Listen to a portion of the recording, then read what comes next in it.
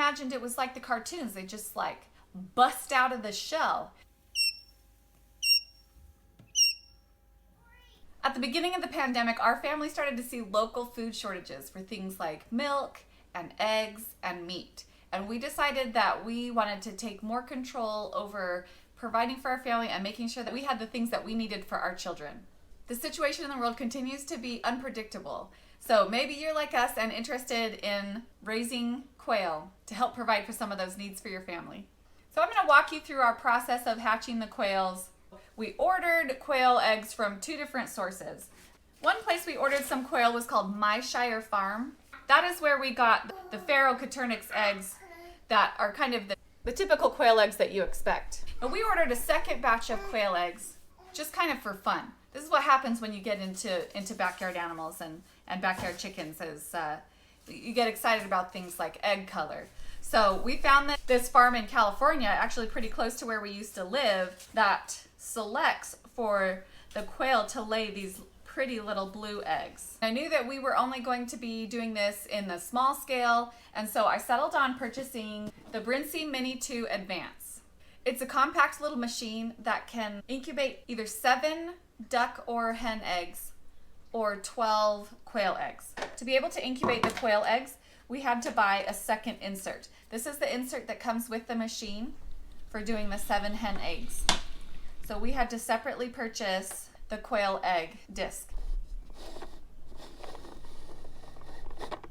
In another video, I'll go over why we decided to raise quail over chicks at that time. This is a very high quality, hands-off incubator. It's done a lot of the work for you so that you don't have to maintain it so intensely. Because of the gears on the edge of this plate, it has a motor that automatically turns the eggs for you. Obviously, the incubator controls the temperature. That's one of the most important things.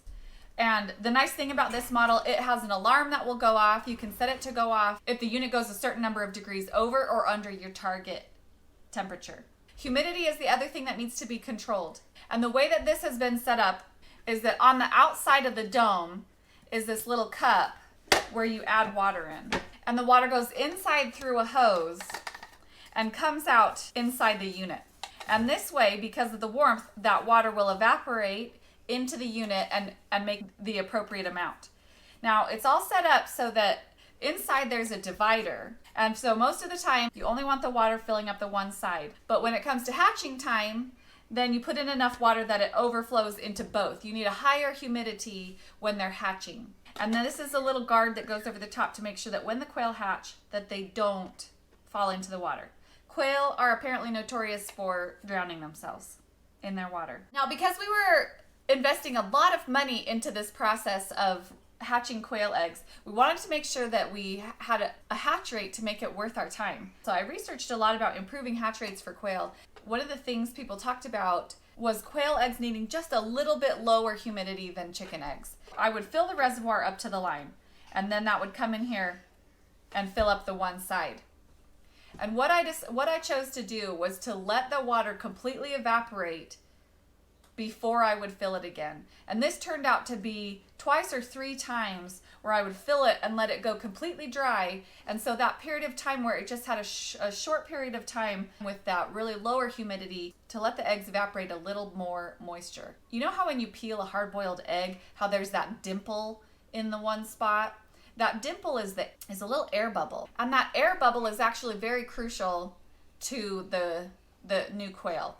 And so if not enough water evaporates so that air bubble is too small, the chick can actually, once the chick becomes large enough to hatch out, it can actually drown in the fluid inside the egg before it comes out. So letting a little bit more water evaporate is important for quail eggs. So when the eggs get shipped to you, they get jostled quite a bit. And so the recommendation is that you need to let your eggs settle before you start to incubate them. So just in their shipping container or whatever, make sure that they're pointy side down and leave them to settle for 12 to 24 hours. And this isn't going to interfere with your hatching. Eggs can be saved for up to 2 weeks from when the bird lays them and not have too much effect on the hatching rate at that point. Because the bird, only lays an egg a day, and they're going to collect a clutch of eggs before they start to set on them and to hatch all their babies. And so this is going to be over the process of a number of days. So waiting a couple days to start incubating your eggs is not a problem. So after you let the eggs settle for 24 hours, then you can put them in the incubator. Some people say they will roll better if the pointy side is towards the center. Our incubator is all automatic, and so we put the eggs in and set everything up. The manual walks you through how to set all the settings by pushing the buttons on the top. And this sets up how often the eggs turn. It helps you adjust the settings to make sure that the eggs are turning at least 90 degrees like they need to. You can also set this for how many days you want it to incubate and you want it to turn before then it stops turning. For quail eggs, you let them incubate for 14 days in the incubator before you stop the turning. And at that point, you take out the eggs and you can remove the tray and you put in a little mat for a hatching mat. Now this, you can purchase refills. They're not reusable. You can purchase refills, but basically it was a piece of corrugated cardboard that fit in the inside of here. Because when the quails come out, they kind of make a mess of things. There's eggshells everywhere and there's feathers everywhere. And then comes the longest part of the whole process, where you just sit and wait for the eggs to hatch. Quail eggs take about 19 days to hatch, and this is a little bit shorter than chicken eggs. This is one of the reasons you don't actually have to candle quail eggs to see if they're viable or not. The process is short enough that you don't have the trouble that you can apparently run into with hatching chicken eggs, where if you've got a dud, it can actually kind of ferment and rot in the incubator and possibly explode and make a real mess. So you don't have to worry about that with the quail eggs. At that point, you just sit and you watch. And the most amazing thing is that you're going to start to see some of your eggs wobbling. The eggs are wobbling because the little chick is alive inside and wants to come out. The first step for the chick to come out is called pip. The quail chick is going to pip the egg, and pip is when they will peck a hole through with their beak or scratch a hole through with their beak. And you start to see the little beak coming out that hole. And then I always imagined it was like the cartoons. They just like bust out of the shell.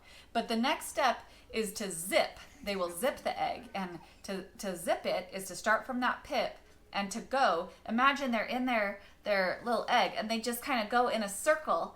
They peck and scratch at that egg in a circle, and it makes this line around the top of the egg until it gets to the point where it hinges off, and they push against it and it will hinge off, and then they will push and push and push and try and get themselves out. And this is the part where you just have to watch and wait, because this process is what strengthens the bird and makes them strong enough to live. It's really tempting to get in there and pull out some chicks as soon as you see them. But like I mentioned, the humidity when the chicks are trying to hatch is very, very important, that high humidity. So if they're trying to hatch and they open up that barrier on the outside of their shell, that inner membrane can, if the air is too dry, that inner membrane can actually stick to the chick and it becomes impossible for it to get out. So you have to leave the chicks inside the humidifier, inside the incubator, while they're all hatching, and not open it up and let out all the humidity. Now, once your chicks are hatched, they need to continue to stay in their incubator until they are completely dry. Chicks are so susceptible to the cold, and if they're a little bit damp and wet, they can chill and die too easily. I was really worried about my kids bumping the chicks while they were hatching, until I saw how much the chicks would like jump and dive over each other. The hatched chicks would jump and dive over the ones that were still trying to hatch. And then I was like, oh, maybe I shouldn't have been so irritated at my kids for minorly bumping the table when it was hatching. Quail chicks are the cutest little tiny puffballs. And you almost can't believe that they're alive. They're so tiny. Even having had experience with chicks in the past, I was still surprised by how small the quail chicks were. Then the quail chicks need to go immediately under a heat lamp and be given food and water. Like I said before, the only particular concern for the quail chicks is that they tend to drown themselves in their waterers a lot. So one tip is to put marbles or those little water rocks down in the base of their waterer until they get a little bit bigger so they don't fall in their water and die. We had a great hatch rate. I didn't do the math, but out of 12, we only had 1 or 2 each time that didn't make it. In one of our batches, there was most of the eggs had already hatched, but it seemed like there was one that was still trying to hatch, and so we didn't quite want to open up the incubator yet. But unfortunately, ultimately, that chick did hatch and come out, but it was small and it was weak, and that's the reason why it was, you know, a little bit behind the other chicks, and it only lasted a few days before it ultimately died. And that's just how nature goes sometimes. So we had a really great experience with this particular incubator, and we were really pleased with the result.